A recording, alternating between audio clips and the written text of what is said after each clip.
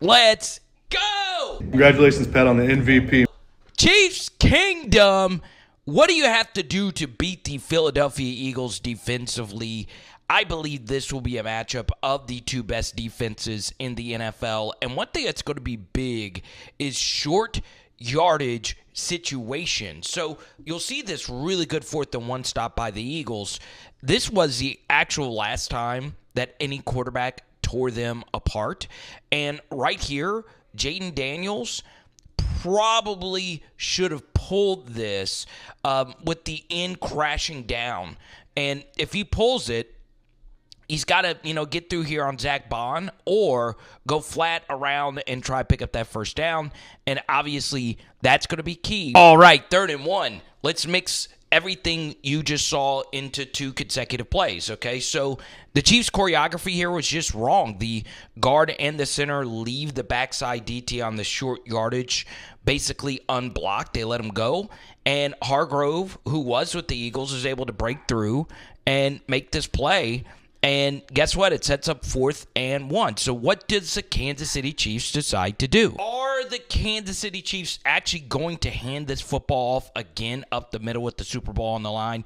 No, they decide to pull it. So you saw a minute ago that the Eagles on 4th-and-1 versus the ridiculously fast Jayden Daniels, they crashed down. The backside end crashed down on the running back. And there will be some pull read opportunities open for Patrick Mahomes.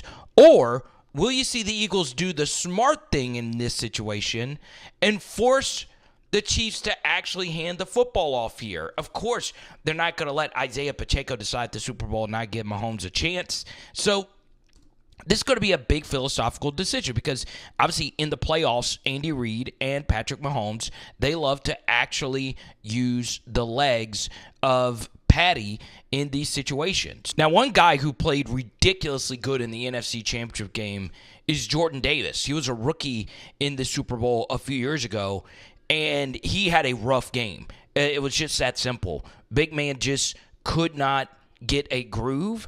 And overall, Joe Tooney was so good in this game. In this game, obviously, he's going to be playing left tackle instead of left guard. Expect Andy to get creative if he's actually going to run in short yardage. This is actually Sky Moore, who's one of the worst wide receivers you'll ever see. And, man, look at that. Look at that, okay? All right, if you want to see how Andy Reid stole from the Ravens to use their zone read game versus the Bills, that video is floating in the top right corner of your screen. Speaking of screens, the Chiefs attempted the 5th most screens in all the NFL, or should I say Patrick Mahomes did. Well, what's very interesting, while they don't have Rashee Rice, they did have Xavier Worthy, who was awesome on these kinds of things. He had a big one versus the Bengals, and nobody has a wider variety of screens than Andy Reid. It's just ridiculous. Now, you're taking a look at the traditional running back screen. Whenever you think of screen, you think of running back leaking out of the backfield, and you only had one offensive lineman really drift out there. That was Creed Humphrey, the center, and this ends up being a very nice extended red zone gain. But there's also the Travis Kelce, Noah Gray screen that got us off the map. Yeah, our first really deep dive that went viral. You want to check it out, how the Chiefs use their tight end screen game. But here's the problem if you are a Chiefs fan. There is no team in the NFL that comes close to defending screens as efficiently as the Philadelphia Eagles. You'll see Zach Bond strip De'Ami Brown right when he gets the football, forces a big turnover in plus territory. You're taking a look at a stat right here from Tease Analytics. Man, it's not even close when it comes to screen defense. The Philadelphia Eagles are an absolute menace. All right, so the Chiefs go to red zone play with Xavier Worthy in particular has been running a quick out with him in the slot and having someone create traffic in the flat. So you're essentially getting a 2-for-1 in man coverage. Corners guarding the receiver picks off this DB right here, and it's easy pitch and catch touchdowns all day, every day, and the Chiefs basically did this all year. There's a different variation. The traffic is more so created by the alignment. You stack these receivers off, and the way you defend this is by passing it off, make it a check into a potential zone. Or, you can get into all the different rules and stuff like that. But you'll see that Juju Smith-Schuster does a good job of staying inside this DB right here, so it gives a cleaner release. Notice he doesn't let this DB fight over the top, and Worthy stays close to him. It's an easy one-read throw for Mahomes, who's so good at timing his drop. And look at that ball location. Bang! Right on the upfield shoulder, and it's a walk-in touchdown, essentially, for Xavier Worthy. They also like to split zone it as well to get him into space. Mahomes had a big one versus the Saints basically doing this. And you normally don't think of a receiver like Xavier Worthy as a red zone option, but he is very effective down here. We are versus the Texans. Now, once again, all three of these are different, but this time you have Justin Watson running the vertical to hold this corner, and once again, Mahomes, very mechanical, surgical, makes a very simple throw in the red zone. So watch how the Eagles handle this. And obviously a different defensive coordinator, but a lot of you know what worked in the red zone for the Chiefs were the quick outs, right? These little return motions, they got him for 2 tutties. And this is what Andy Reid does to teams, okay? And we'll get back to this idea here in just a moment, okay? So from a Kansas City vantage point, notice what happens. The Eagles have a 4-on-3 here, and they actually do guard the quick out by Terry McLaurin. So Cooper DeJean reads it, and he's all over it. So if you're Kansas City, you've got to read out these concepts, and this becomes open, right? And they were actually the same player on a 2-point conversion, Jaden Daniels to Zacchaeus for a touchdown. So you got to be able to hit that corner route in the red zone. Alrighty, Chiefs fans, please correct me on this, but I don't hardly ever see Mahomes throw the corner route, back corner of the end zone, touchdown, right? So you'll see that the Broncos see that Travis Kelce is in this traffic situation, and guess what? They're all over the out. But watch what happens. Kind of like what we saw a minute ago, the corner route to DeAndre Hopkins is open, and Mahomes just doesn't see it. There is some pressure right here, but that is wide open. There's no one else over here. So I would make sure I, cover this, and even though it is a free touchdown, let's see if Mahomes, which he could make that throw, but don't give him the quick out because he is just going to destroy you. And we'll talk a little bit more about this in just a second, but you'll see that the Broncos eventually get Mahomes to throw this football over to, who did he throw it to here? DeAndre Hopkins. It's a little late, and he almost still caught it. Pass rush lane integrity is going to be big. Obviously, Jaden Daniels in the comeback victory versus the Eagles earlier this year just scrambled Philly to death. And then here, Jordan Love, who's probably like the same level of scrambler. Mahomes is a better runner. Love just hates running. Still, Mahomes is a better runner than Jordan Love.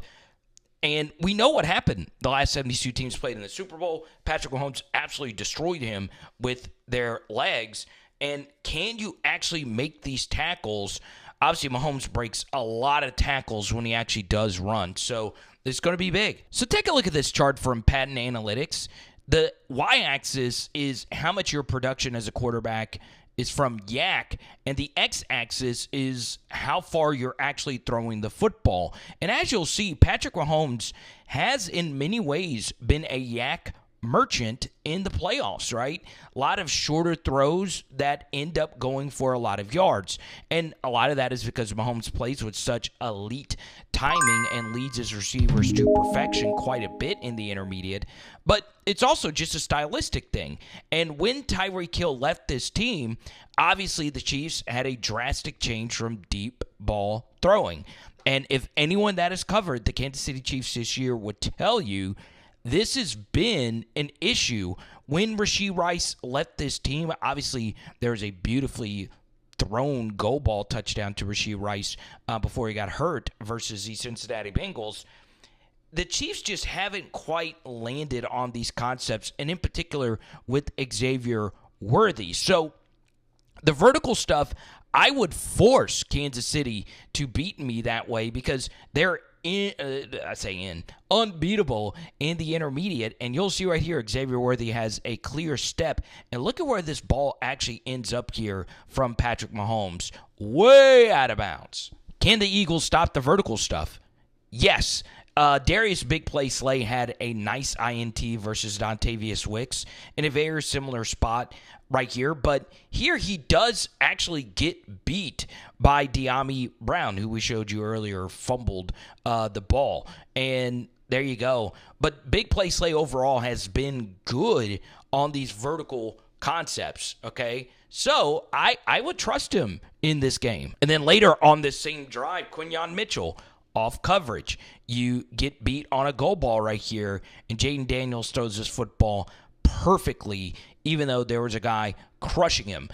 But this really isn't the Kansas City Chiefs, right? Do you envision a guy like Justin Watson doing this? We've already showed you Xavier Worthy not being able to do it. So what about Marquise Brown? What about a guy like DeAndre Hopkins? Can they make a play like this one from Terry McLaurin? Yeah, and that's what I would do. You know, here's Mahomes missing a sideline vertical ball to Hollywood Brown. Now, this isn't, a straight vertical. This was an out and up. And I believe this was Kelce's touchdown versus the Eagles in the Super Bowl a few years ago, an out-and-up-ish kind of concept. But you'll see these sideline balls haven't been the absolute sharpest from Patrick Mahomes. So I would force him to do this. But, it's Patrick freaking Mahomes. I am still standing by my prediction that I do believe the Chiefs will get it done. But I do think with Jalen Carter, I actually cut a whole Jalen Carter segment out of this. I think he could cause havoc. And this Chiefs run game, which has been, for the most part, pretty good between the tackles, they could have some issues. So comment below your thoughts, and we'll talk to you soon, okay? We're so close to the big game, baby. It is. Pow, out, NFL. Boom. And I do think the Chiefs have a special teams advantage at kicker, obviously, with Butker. So tonight, floating in your face will be when we do our Chiefs defense, Eagles offense breakdown. Tonight we are doing lemon pepper chicken wings. Let's go.